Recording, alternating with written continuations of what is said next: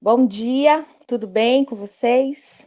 Um prazer ter aqui conosco novamente, né? Profissionais da rede, famílias aí de Almirante Tamandaré. Nós estamos aqui hoje em mais uma live do nosso programa de aprendizagem contínua e eu gostaria hoje de abrir essa live lendo um poema para que nós possamos inspirar o nosso dia, essa manhã, que temos aí hoje uma convidada muito especial. Então, o poema se chama Sonhei e é da Carolina Maria de Jesus. Sonhei.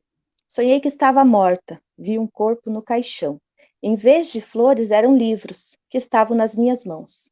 Sonhei que estava estendida no cimo de uma mesa. Vi o meu corpo sem vida entre 4 velas acesas. Ao lado, o padre rezava. Comoveu-me a sua oração. Ao bom Deus ele implorava para dar-me a salvação.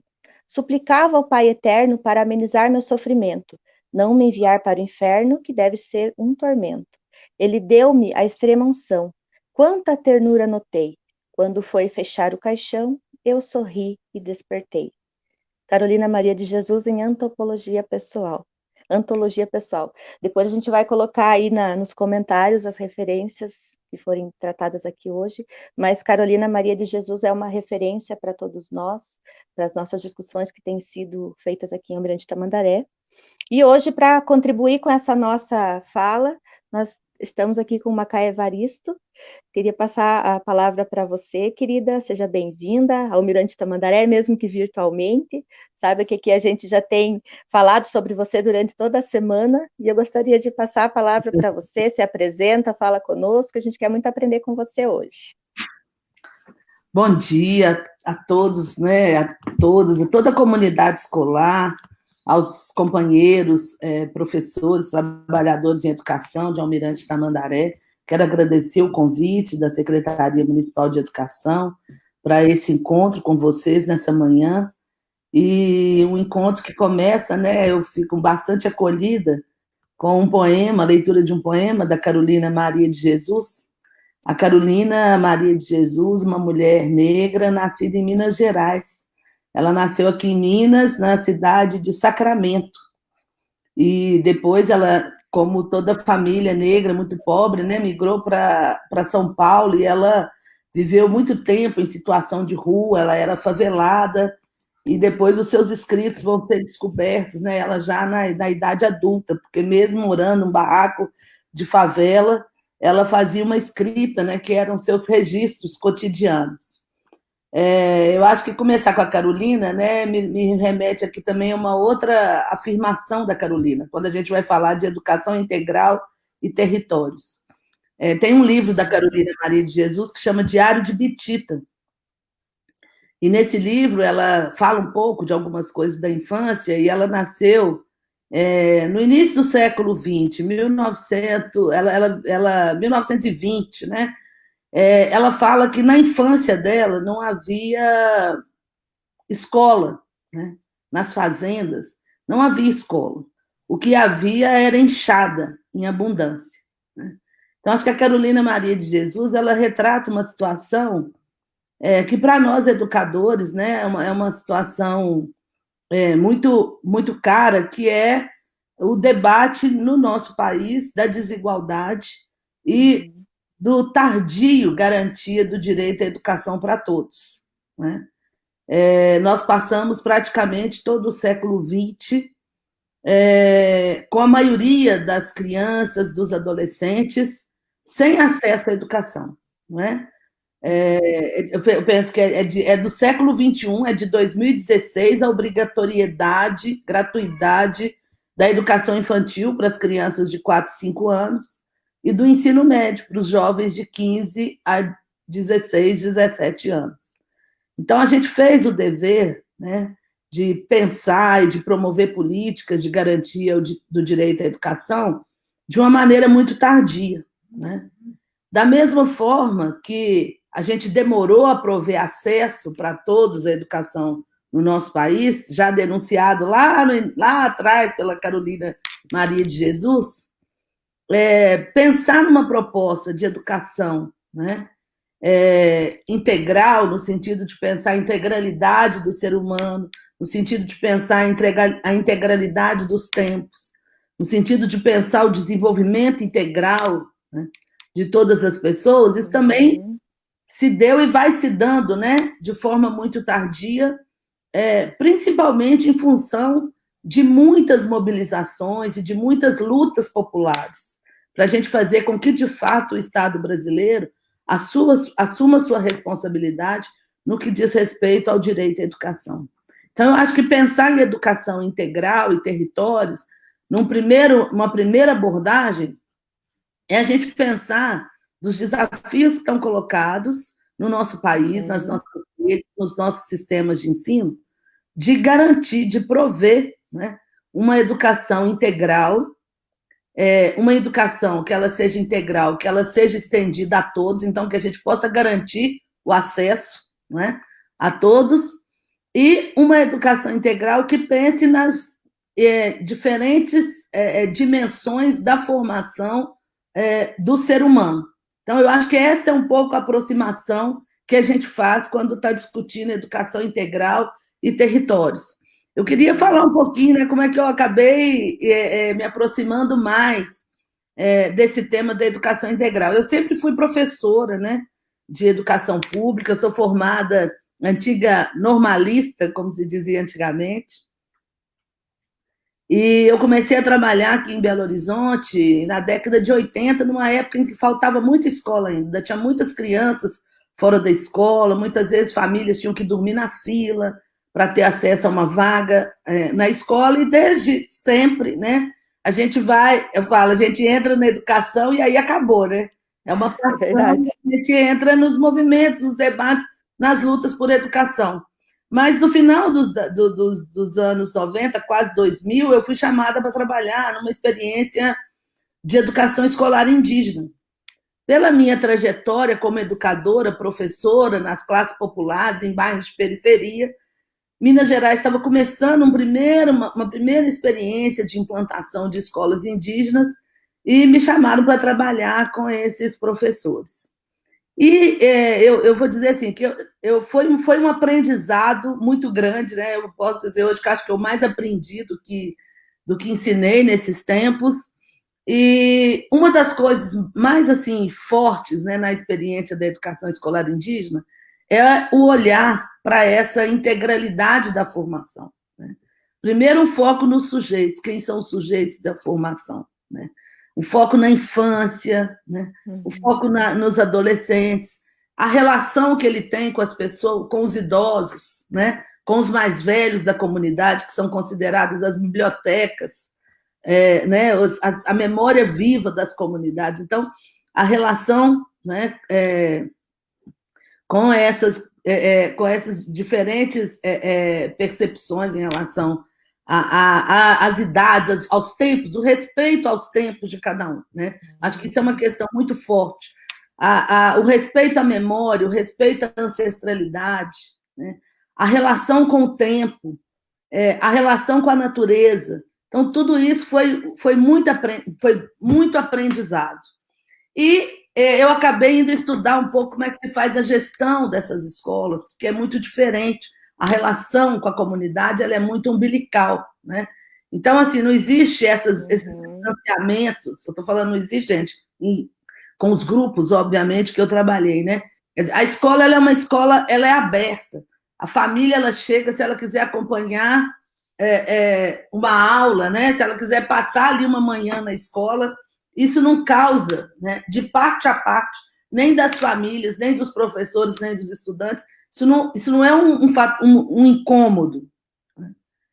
E um grande debate era na educação indígena, sempre foi essa articulação da escola, né, com um projeto de território, com a luta dos povos indígenas pela terra, pela preservação, né, da cultura, da língua.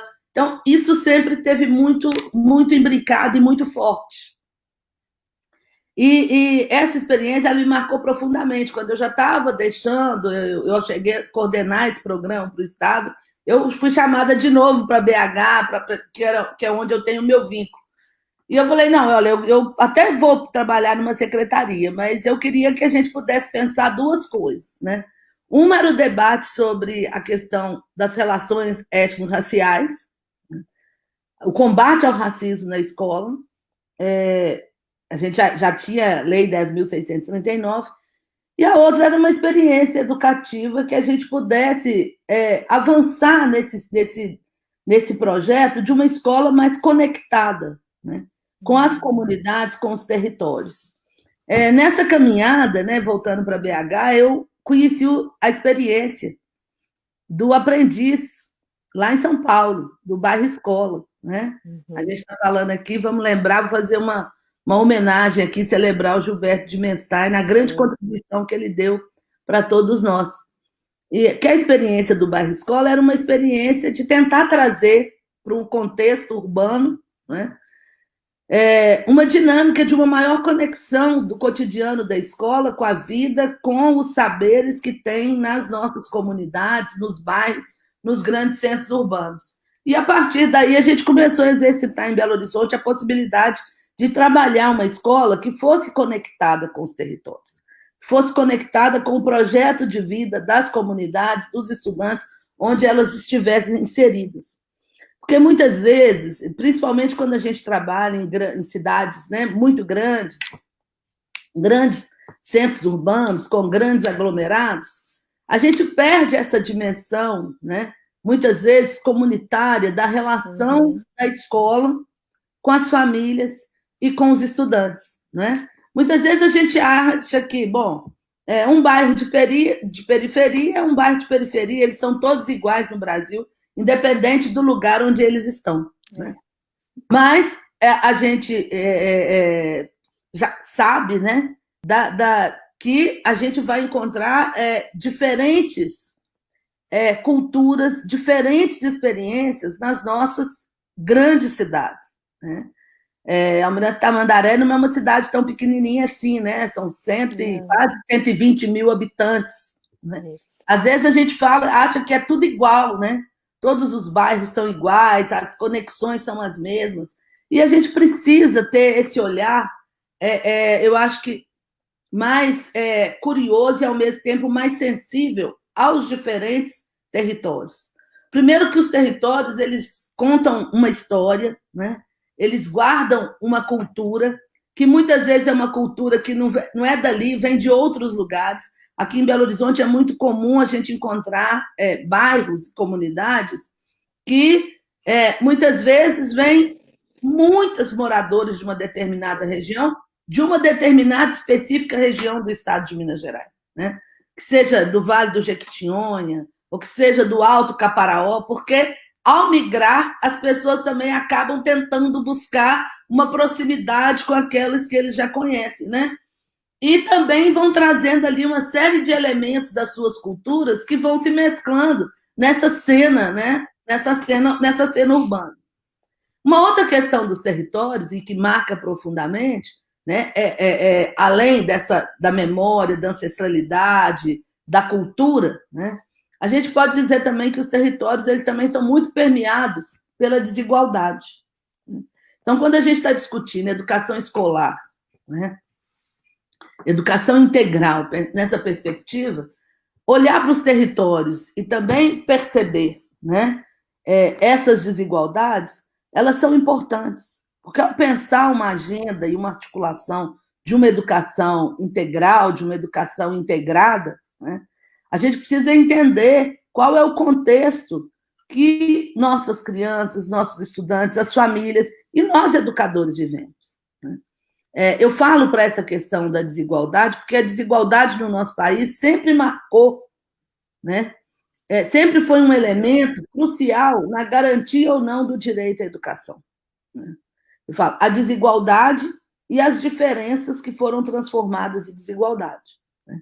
Porque não há como falar de desigualdade no nosso país e não falar de relações raciais, não falar que o racismo ele foi determinante, porque o racismo excluiu a maioria da população brasileira de uma série de políticas públicas ao longo do século XX. Né?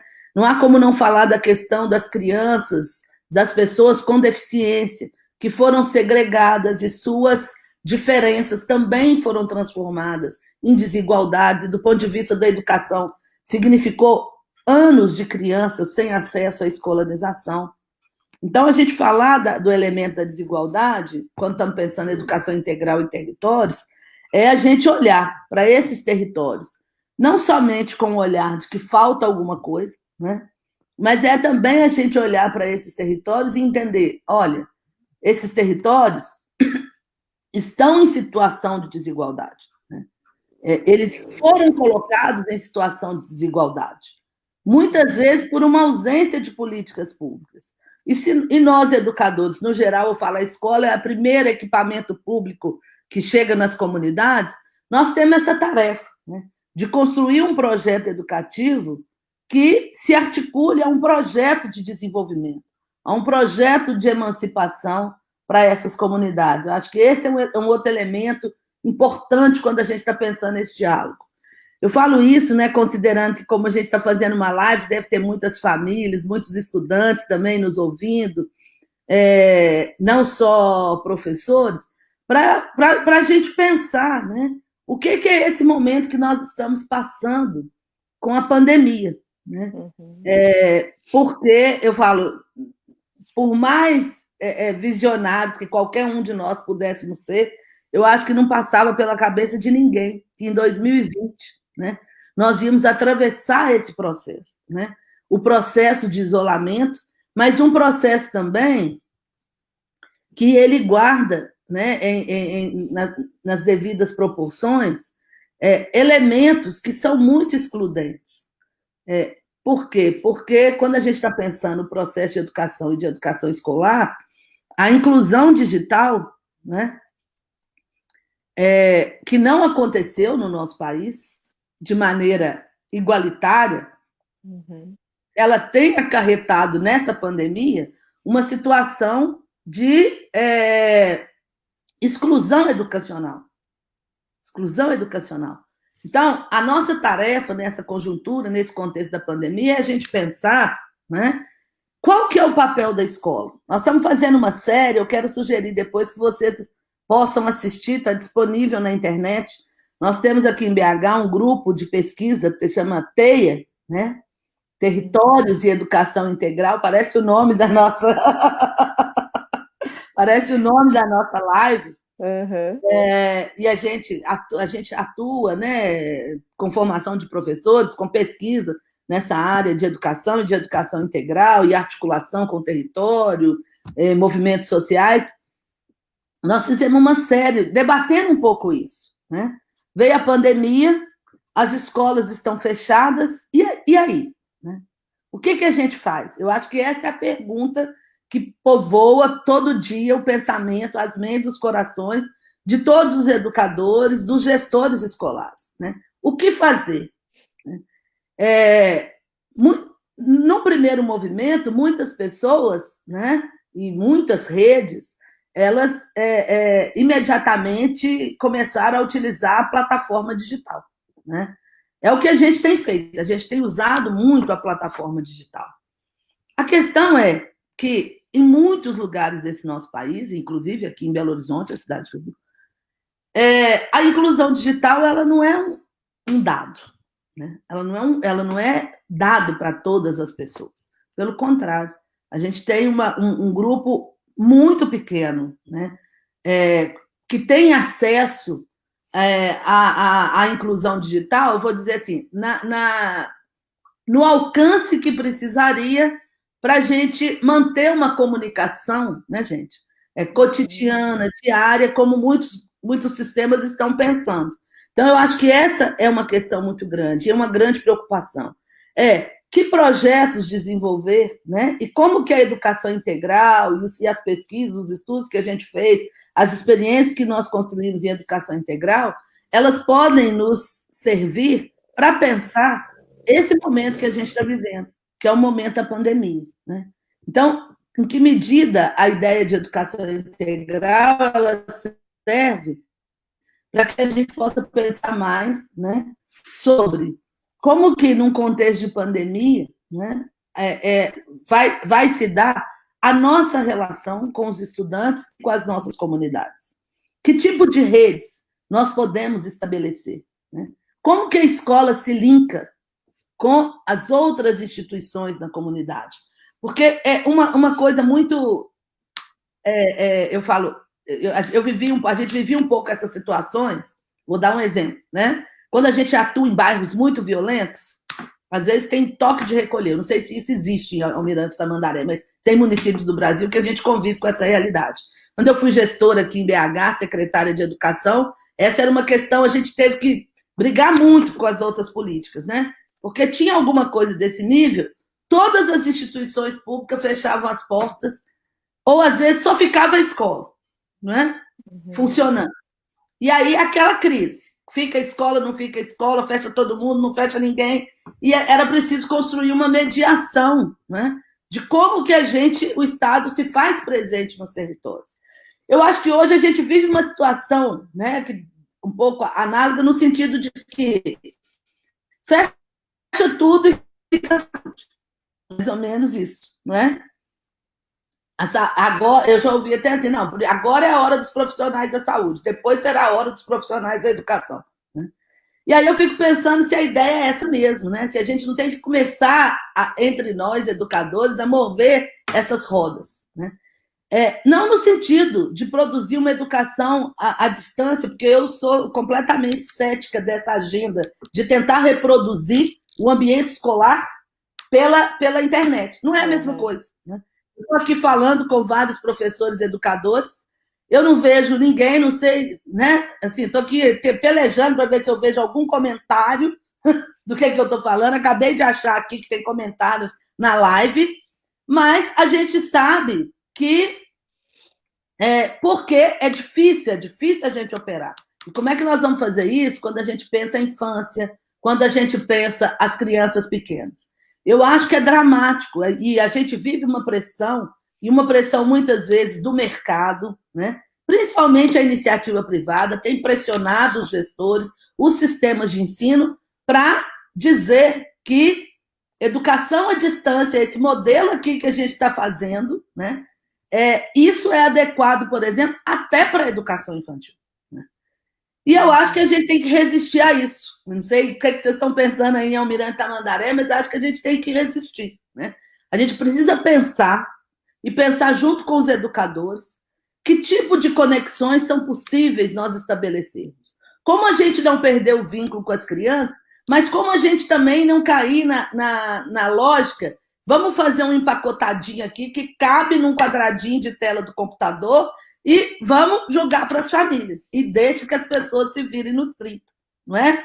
Deixa a infância de 0 a 5 se virar nos 30, deixa as crianças se virar nos 30, com uma série de coisas que nós, educadores, mesmo sabemos que isso não procede. Né? Então, eu penso que a perspectiva da educação integral poderia nos ajudar a viver esse momento e olhar para esse momento, considerando, né, primeiro, um olhar para quem são os nossos estudantes e as condições que eles vivem, em que medida as desigualdades a que eles estão submetidos comprometem fortemente, né, determinadas experiências educativas que podem funcionar em outros contextos, mas não funcionam, né, efetivamente para os estudantes. Eu acho que a gente precisa olhar também para nós, educadores, e compreender, né, que também nós, educadores, estamos vivendo uma pressão. É importante a gente considerar que nós estamos vivendo. Né, os educadores, eu falo, em sua maioria são mulheres, chefes de família que sustentam suas casas. Então, vivem uma constrição dessa pandemia, que é o medo do desemprego, não é, gente? O medo das demissões em massa. Nós, educadores, tem muitos educadores com contratos que estão vivendo essa pressão, medo de serem demitidos, e também, muitas vezes, penso que esse EAD é a alternativa para a gente justificar o nosso exercício profissional. Então, eu acho que a gente precisa compreender isso também, né? A gente também tem esse olhar de compreender os desafios que nós vivemos como educadores. Somos educadores, pessoas, mulheres, mães, estamos vivendo essa pressão cotidiana do dia a dia, sabendo que a gente precisa sustentar as famílias. Então, como construir esse diálogo? Ontem eu fiz uma live à noite com dois professores indígenas, uma de São Paulo, a Porã, e o Canato, aqui de Minas Gerais.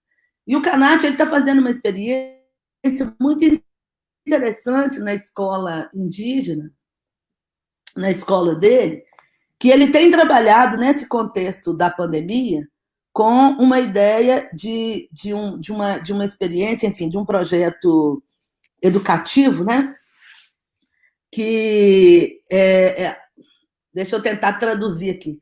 Eles desenvolveram qual que é a proposta deles, né, do ponto de vista pedagógico que eles estão vivendo nessa pandemia.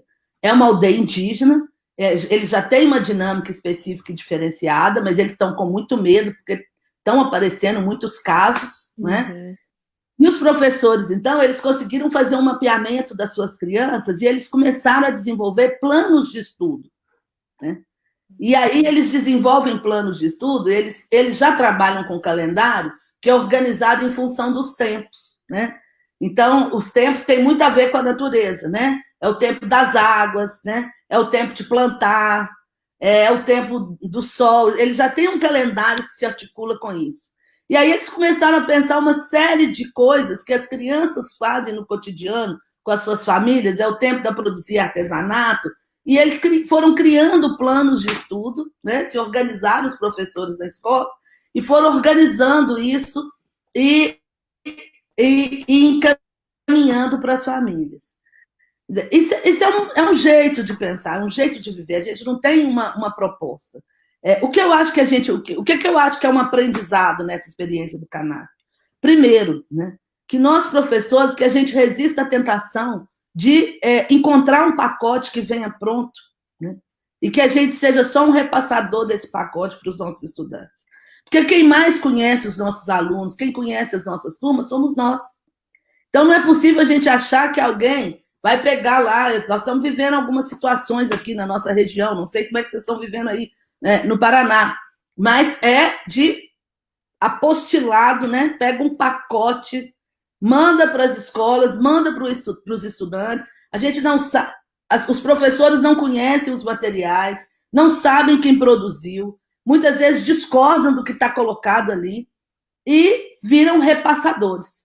Então, eu acho que a nossa tarefa, no momento desse da pandemia, é a gente recuperar, né? Eu aprender com a educação integral, também a gente aprender recuperar os saberes, né? Esse nosso lugar do professor e do nosso saber. Né? Então, se nós vamos produzir planos de estudo, se nós vamos produzir planos de trabalho, se a nossa ideia é como é que a gente pode trabalhar, articular, lembrando também o que as famílias estão vivendo. Não adianta a gente achar que a gente vai reproduzir a escola nesse momento. Não vamos. Porque nós não vamos reproduzir. Porque não é possível. Tem gente que está querendo um estudante 4, 5 horas na frente de uma tela. Gente, é insuportável para nós, que somos adultos. Como é que uma criança, como é que um adolescente vai suportar isso? Então, é que a gente, né? Eu queria muito pensar assim, a educação integral nos chama a construir um empoderamento que ele vem no diálogo, né? No diálogo com os saberes historicamente constituídos, no diálogo com os saberes, com as memórias da comunidade, nos diálogos entre professores, trabalhando coletivamente, não é eu individualmente, é o coletivo, é um projeto de escola que se articula a um projeto de território. Então, nós temos que recuperar essa questão, né? Recuperar isso nesse momento. Se a gente acha que é fundamental estabelecer algumas dinâmicas para que nossos alunos não percam vínculo, né? Vamos pensar o que são coisas estruturantes. Eu fico pensando assim, o que são coisas estruturantes, bacana, que é possível, né? É possível rodar uma sacola de livros nas nossas comunidades, né? E é possível estabelecer um projeto de leitura, né? Com as famílias, seja mediado aqui, seja mandando pelo WhatsApp, porque a gente tem que pensar assim, o que é que as nossas famílias conseguem acessar? E em tempos, e quais tempos elas conseguem acessar?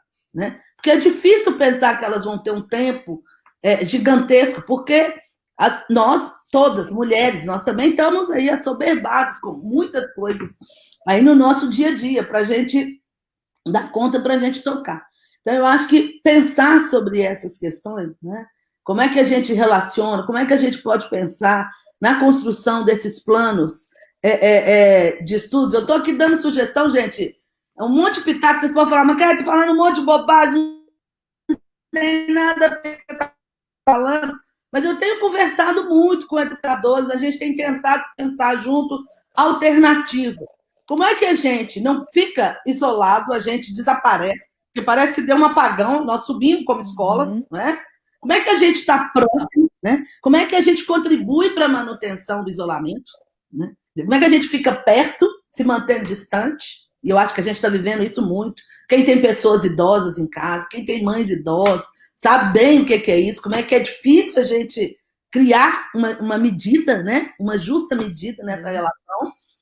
E como é que a gente está perto dos nossos estudantes sem cair nessa tentação, né? De algumas propostas que elas parecem muito perfeitas, né, gente? Porque chega cheio de autoridade, empacotadinho, não sei o quê, as pessoas falam com aquela convicção, mas de fato elas são frágeis, porque elas estão ancoradas primeiro numa tese, né, que ela é infundada. A gente não tem inclusão digital. Essa é a questão. Estou falando muito aqui a partir do que eu tenho conversado aí pelo Brasil. A gente não tem. A pandemia, se tem uma coisa que ela contribui para a gente, é para desvelar a desigualdade que a gente tem ainda no Brasil. Nós ainda temos família que vive sem água, sem luz, sem saneamento básico, e que dirá inclusão digital. Nós temos criança hoje que vive em 2 cômodos.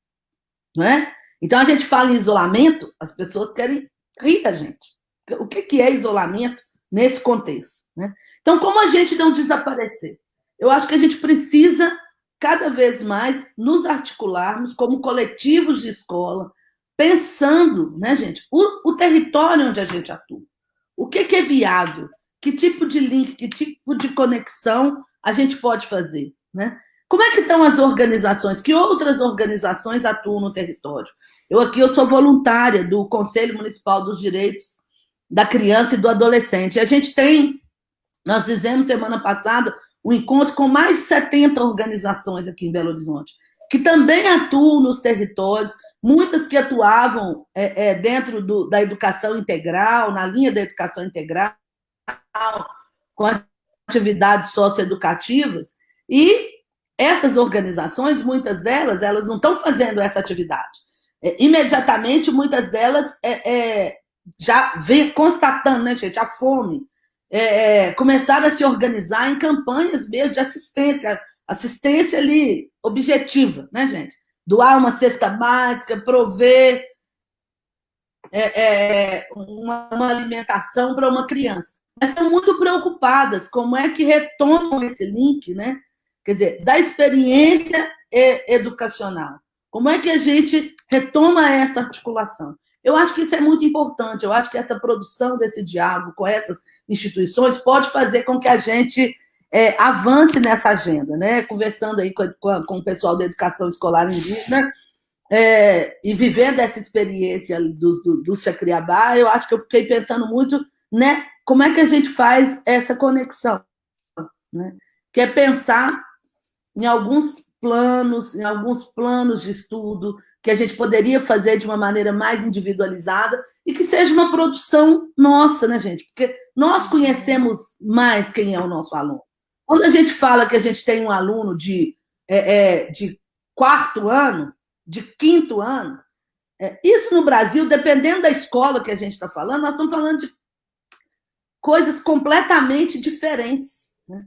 Então, ainda que a gente tenha o mesmo currículo no município, a gente sabe que vamos dizer assim, essa aclimatação, ela é feita, não é, de lugar para lugar, de bairro a bairro. Então, eu queria muito conversar com vocês nesse sentido. Eu acho que eu já falei bastante, né? Sujeitos, tempos, espaços, território, eu acho que isso é que move a gente a pensar numa política de educação integral, territórios, e como é que a gente pode superar essa pandemia. Eu acho que fortalecendo a agenda do direito à educação. Eu acho que esse é o nosso mote, né? Fortalecer o direito à educação. Não cair em propostas, eu vou dizer, que parecem muito fáceis, mas que escondem uma desigualdade, né, e um sentido de exclusão educacional gigantesco. Olha, tua fala é exatamente aquilo que a gente tem pensado aqui, sabe, Macaé? Eu tenho, né, a gente tem assistido aí algumas das suas falas também, mas te agradeço muito. Pena que a gente não tem muito tempo, né? Mas assim, Tamandaré tem pensado nisso, na questão da desigualdade. A gente tem aí, como você falou, uma realidade de não chega a 60% a quantidade de famílias que têm acesso ao grupo do WhatsApp da unidade, por exemplo, né? Sim. Então, quem dirá uma plataforma digital para fazer uma atividade? Então, nós aqui, né, não estamos fazendo essa reposição, temos mantido através do programa Brincando e Aprendendo na Quarentena um vínculo, né, um estímulo às aprendizagens, que elas continuam se dando, mas esse olhar para o território que você falou, eu creio que a gente tem construído aqui e cada vez mais a gente precisa reforçar. Então, você, professor, que ainda não conhece a comunidade, não foi caminhar pela comunidade onde você trabalha, até onde você mora, porque às vezes a gente é da casa para o trabalho, do trabalho para casa, faça isso. Né? Conheça isso que você falou aqui. A gente vive também famílias que não têm um banheiro, que não têm, né, mesa em casa, e aí a gente às vezes quer que assista a aula na televisão. Como? Né? Tem televisão? E se tem o acesso, como que eu garanto que essa criança vai ter apoio em casa para fazer essas atividades que estão sendo propostas? Então, nós aqui temos também resistido a isso, pensando nessa questão da equidade, porque a escola pública é para todos, né? Então, se não é para todos, vamos repensar e vamos conseguir alcançar aqueles que a gente consegue da melhor maneira, mas nesse momento, sem conteúdo, né? Pensando sem conteúdo, digo, de matriz curricular, mas assim, vamos trabalhar a vida, né? A gente está aí numa oportunidade gigante de conhecer aquilo que a vida traz para nós e que às vezes a gente chega na escola e acha que o conhecimento está ali só. A escola é só mais um lugar onde a gente aprende, né? Mas eu queria te agradecer muito, a gente está aqui já, né, estourando o nosso horário, mas queria deixar você ciente de que é muita alegria muito grande recebê-la aqui conosco, e queria te passar aí as palavras para as suas considerações finais, mas já dizendo que queremos tê-la conosco novamente aí, em breve. Eu prometo. Ah, que bom. Bom, gente, eu queria falar para todo mundo, porque hoje é Dia Mundial do Meio Ambiente, daqui a pouco eu vou entrar numa live. Hoje a gente está no movimento no Brasil inteiro. Vamos fazer uma mega live em torno do Dia do Meio Ambiente para a gente pensar, né? Eu acho que essa pandemia, eu aprendi também outro dia com uma professora indígena de cultura. Ela falou, Macaé, esse tempo é um tempo de zelo, né? Essa pandemia veio para a gente cuidar da terra. Cuidar da terra é cuidar da gente mesmo, é a gente cuidar espiritualmente, né? É a gente olhar para nós mesmos e pensar que a gente pode ser melhor e que a gente pode fazer desse mundo um lugar melhor para todos, né? Então, nesse Dia Mundial do Meio Ambiente, a gente vai fazer essa mega live em apoio aos povos indígenas do Brasil. Então, se vocês quiserem, saindo aqui da live de vocês, acessar Green Live, né? Vida Verde, então, Green Live, Green Nation. Green Nation, quer dizer, Nação Verde, vocês vão achar. Eu sou péssima com essas coisas de dar endereço, porque endereço para mim é o nome de uma rua e um número. Aí, exatamente. Na internet eu faço uma. Mas grande live do Dia do Meio Ambiente Green Nation, acho que é isso mesmo. Estou procurando aqui para tentar falar para vocês. Mas a ideia é essa, a gente vai ter debatedores, Ailton Krenak vai estar hoje à tarde, tem atividades ao longo do dia todo. E a gente está fazendo isso em apoio à luta dos povos indígenas que estão passando e vivendo um momento muito difícil do nosso país. Eles são a nossa memória, a nossa ancestralidade, os nossos zeladores da floresta, os zeladores das águas. E se a gente quer, né, a gente acredita que um outro mundo é possível, acho que ele tem que começar das nossas pequenas atitudes cotidianas. Então, talvez também a gente olhar para essa pandemia não só com um olhar, né, de tudo que ela nos priva desse encontro, mas também a gente olhar com esse sentido de que, apesar de toda a dificuldade, também é um tempo, né, da gente olhar para a gente mesma, é um tempo do zelo, como eu aprendi com a Alice, a professora Chacriabá, é o tempo do cuidado. Agradeço muito vocês pelo convite. Nós que agradecemos. Beijo grande. Eu vou divulgar o link que você me passou aqui nos nossos grupos para a gente acompanhar você lá também, tá bom? Mas obrigada, tá? De coração. E vamos manter contato para em breve estarmos juntos novamente. Tá joia. Grande abraço. Obrigada, Aqui querida. depois tem jeito. Vocês copiam os comentários? Fica salvo aqui na página, a gente pode comentar depois também, né? A gente quer que você entra Depois lá, manda faz. para mim, que aí eu Mando, tá bom? claro, tô mandando já. Depois Obrigada, eu gravo querida. um áudio, tá bom? Tá bom, Beijo. querida.